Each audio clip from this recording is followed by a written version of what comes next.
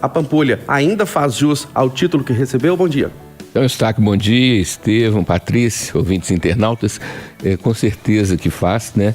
E aí a gente vê o que é um homem público com uma visão mais abrangente, né? Juscelino Kubitschek foi quem fez todo o processo, né, de implantação a Pampulha como um todo, né? Foi quem fez o parque, o Palácio das Mangabeiras, né? Foi uma coisa assim completamente transformadora, porque a visão que um homem público deve ter não deve ser só de resolver os problemas que já se apresentam naquele momento, que estão presentes na atualidade. Tem que pensar no futuro, tem que pensar numa coisa mais ampla, né? Semana passada eu estava comentando sobre o Grande Hotel das Termas de Araxá. É um outro exemplo, né, de um lugar que a gente vê como que a mão do homem pode ser não só destrutiva, destruidora, mas acrescentante e artisticamente transformar a natureza em algo mais do que só mato, né? O mato, as florestas são fundamentais, mas não é só isso, tem mais coisa. E fazendo uma pequena observação, Eustáquio, sobre o caipora, né? Você tem o curupira e tem a caipora. A diferença é que o curupira, ele é um menino ou um anão representado com os cabelos vermelhos e, curiosidade, Patrícia, com os pés voltados para trás. Então, o calcanhar está na frente e os dedos estão para trás. Por quê? Para enganar os caçadores, para deixá-los desnorteados, né? Então, tanto o curupira quanto a caipora são guardiões das florestas e protetores dos animais e combatem o mau uso feito pelos caçadores inescrupulosos, caçadores que não respeitam. Então, as matas são realmente, Eustáquio, a fonte de oxigenação nossa. Temos que preservar e temos que ampliar. E essa notícia de que temos 80 parques distribuídos pela Belo Horizonte toda, isso é muito auspicioso, né? Não é à toa que foi conhecido inicialmente como Cidade Jardim. Não fica aquela questão do seguinte, eu não vou votar e estou deixando para o outro decidir os rumos da minha cidade, do meu estado, do meu país? Então, dois comentários rápidos. Primeiro, que é uma absoluta falta de, vamos dizer assim, falta de respeito para com o eleitor, essa discussão, e cada sessão do Senado custa um dinheiro para todos nós, né? O número de funcionários envolvidos, o número de ferramentas que são usadas é enorme. Você discutir, né, parar o Senado para discutir se passar a multa de R$2 para R$5 ou de R$3 para R$5 é um absurdo, né? É um desperdício de tempo. Segunda coisa, eu concordo em parte com o que o Estevão falou, mas por outro lado eu lembro o seguinte, Eustáquio, uma população que tem uma consciência política, que tem noção da importância da política como sendo justamente de onde saem as decisões para nossas vidas, né?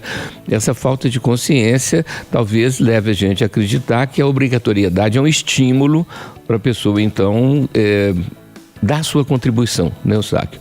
E quando a gente não tem o melhor, você tem que pelo menos escolher o menos ruim, né? Infelizmente na política a gente está mais para escolher o menos ruim do que escolher o melhor, porque o melhor está muito difícil. Então a consciência política, gente, é a pessoa ter noção da importância de participar e de opinar sobre o que está no seu entorno, Eustáquio. Então, a atitude política diante da vida não necessariamente é se filiar a partido, não necessariamente é se candidatar a algum cargo político, mas principalmente você se sentir um contributivo participante, né? Um participante que contribui para a melhora do seu entorno. Então, estimular a conscientização política deve ser feito desde a primeira infância, né, Estevão? Desde menino, quer dizer, antigamente tinham os grêmios, né? Que eram o quê? Aquelas organizações que tinham nos colégios, um estímulo à participação política. Então, eu acho que, por enquanto, a obrigatoriedade do voto, né, a obrigação é importante, porque até que a população tenha uma consciência de que votar é uma forma de você intervir para melhor na sua comunidade e no seu entorno. Por que a gente chega a situações como essa? Tanto de homens matando mulheres, como no caso dessa mulher colocando fogo na casa. É impunidade, intolerância, falta de empatia, desequilíbrio emocional, doutora Luísa? Eu penso que por trás disso tem uma coisa que a psiquiatria chama de um transtorno obsessivo, né? E a pessoa coloca uma coisa na cabeça e aquilo vira uma escravidão. Ela não consegue pensar em outra coisa, ela não consegue se libertar disso, né? Quando a gente pensa, Eustáquio, que tem tanta gente que está disponível para poder se envolver num relacionamento amoroso, afetivo, né? E a pessoa cismar com um nome, com um indivíduo, né, e não conseguir ampliar sua percepção da vida, sua percepção das coisas, é lamentável, é um quadro psiquiátrico, sim. E o desestímulo é justamente a punição.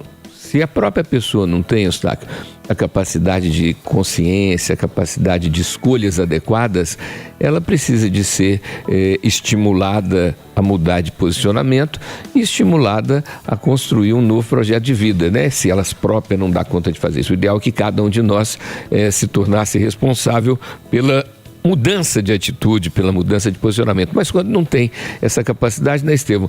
É o poder público, são as autoridades constituídas para isso que devem atuar. Quer dizer, esse relato de vários boletins de ocorrência e que não passa de um boletim, não passa de um pedaço de papel preenchido lá pelo policial, isso daí é completamente desestimulante para quem acredita que a função da polícia é inibir esse tipo de atitude, principalmente reiteradas vezes, gente. O problema não é quando acontece, às vezes a pessoa naquele dia não está bem, não, mas é uma coisa reiterada. Então por isso que eu falo, tem um quadro psiquiátrico e é um transtorno obsessivo que está presente aí. Vocês têm conseguido realmente descansar o final de semana? Doutora Luísa, é o equilíbrio? Descansar, mas também já planejar outra semana, com tranquilidade dentro de casa? Antigamente tinha uma expressão, Eustáquio, que falava assim: descansar carregando pedras.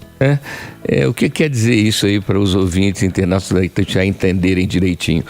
O descanso, ele vem muito mais de você fazer uma coisa diferente do que você está acostumado a fazer durante a semana, do que não fazer nada ou fazer muito o que gosta.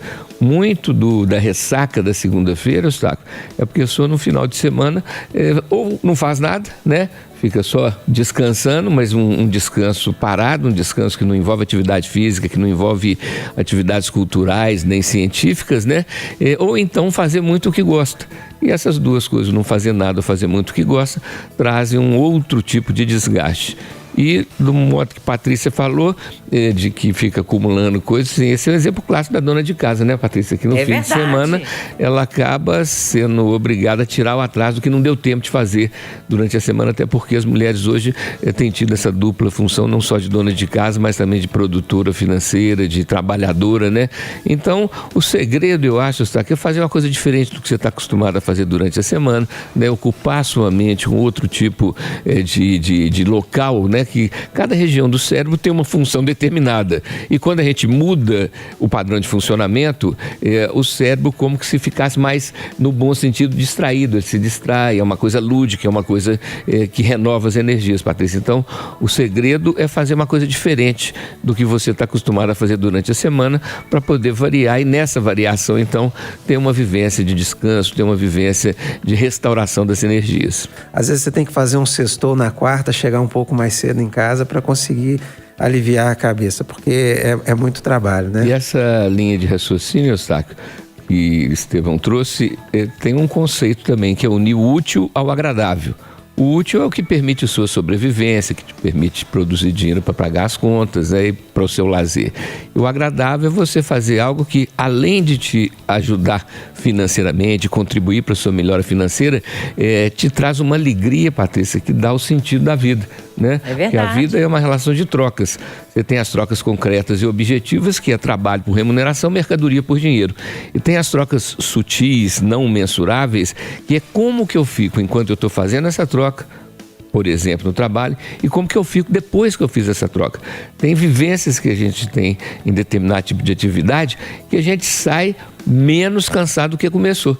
Então, o ato de fazer algo que você gosta, e principalmente algo que tem sentido, né, e que não seja só para a sua questão pessoal e egoísta, né, uma coisa mais abrangente, uma coisa mais comunitária, uma coisa mais coletiva, é fundamental. Não podemos esquecer que a sobrevivência é fundamental, ela é a base, mas você tem que completar a sobrevivência com o que a gente chama assim de uma vida com sentido, de uma vida que tenha uma consistência, que te traga então essa vivência, que é uma vivência de satisfação pessoal, que vai gerar então, né, Estevão, o sono dos justos, uma mente tranquila, uma mente em paz. Muito do nosso cansaço vem das incoerências nossas, vem do que a gente fala que é prometer para si mesmo e não cumprir, né? Ficar enrolando. Então, como é que você vai comemorar o fato de não ter feito nada? Quer dizer, o próprio descanso em excesso, ele cansa. né? Não tem a ressaca do sono. Quando você dorme demais da conta, Tem você mais sono. Você tem mais sono. Quanto mais a gente dorme fora do básico, mais sono a gente tem. E que não é, então, sono, é uma lerdeza, é um tipo de passividade que a gente vai tendo, e que é uma frase terrível que me lembra o tempo de menino lá em Ouro Preto. Tipo assim, tô matando o tempo, né? Aquela coisa de jogar paciência, de ver um filme que você já viu 20 vezes, ver de novo. Esse negócio de matar o tempo, gente, o tempo vai acabar nos matando. Então você não tem que matar o tempo, você tem que utilizar o tempo como uma forma de comemoração, como uma forma de alegria, e não deixar só para o fim de semana, ou só para as férias, ou só para a aposentadoria, ou só para depois que ganhar na loteria. Tem que ser o aqui e agora, tem que ser esse momento, que é o que Clarice Lispector então chama, Eustáquio, desse instante já. A gente fica deixando muitas coisas para depois, e às vezes esse depois não vai nos dar oportunidade de fazer o que a gente pode fazer agora. A vida é agora, não é isso? Exatamente, Viver Patrícia. com leveza, propósito, Eustáquio, eu acho que acima de tudo também com presença. Mais casos acontecem, né? A gente está falando de feminicídio, a gente está falando agora de racismo. Ou as pessoas estão denunciando mais, né? Antes não denunciava, agora denuncia. Eu acho que a coisa ficava mais debaixo dos panos, né? Ficava mais oculta, e agora está sendo mais explicitada. De qualquer maneira, Gustavo, a gente tem insistido muito aqui, lembrado aos ouvintes internautas da Itatiaia, que se não há um treinamento na infância, se a criança não é protegida da sua animalidade através do desenvolvimento da sua humanidade, de uma atitude mais humana, de uma atitude mais respeitosa para com o próximo, essa criança ela vai seguir para a vida adulta aparentemente como um ser humano, mas as suas atitudes são atitudes instintivas, são atitudes que a gente pode chamar então de automáticas, baseadas no maior mal da humanidade, que é o egoísmo, que é só pensar em si e nos seus interesses. Esse tipo de atitude egoísta é o que a gente vê. Quer dizer, o que eu gosto, o que eu sou, o que eu acredito é a única coisa que serve. Todas as outras possibilidades são vistas, então, está com possibilidades ou inexistentes, ou precárias, ou inadequadas, né? Então, é uma falta de evolução, é uma falta de humanização, e isso vem no treinamento em casa e no treinamento na escola. Então, a educação, a pedagogia, gente, é fundamental para que sejamos cada vez mais uma humanidade humana e não um bando de animais disfarçados de humanos e que precisam dos controles sociais, né, Esteve? Quais sejam polícia, justiça, dinheiro e as outras pessoas fazendo essa inibição, Patrícia. Então, realmente é fundamental, e os abaixo-assinados, apesar de aparentemente não darem nada, mas trazem o tema à tona, e a principal coisa que a gente deve fazer sobre questões que são questões polêmicas é discuti-las, é conversar sobre isso, porque às vezes uma opinião de uma pessoa que tem mais clareza do que a gente vai nos clarear a percepção desse assunto,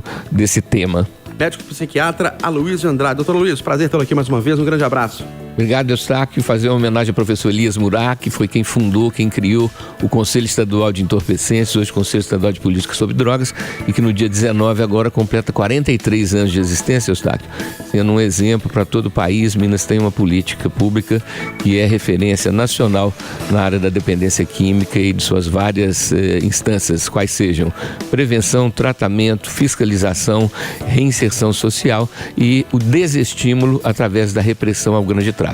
Contatos com o senhor, rede social? Vamos lá. Aloysio A. Andrade, e o telefone é o 319-8877-8800. Bom final de semana para todo mundo aí.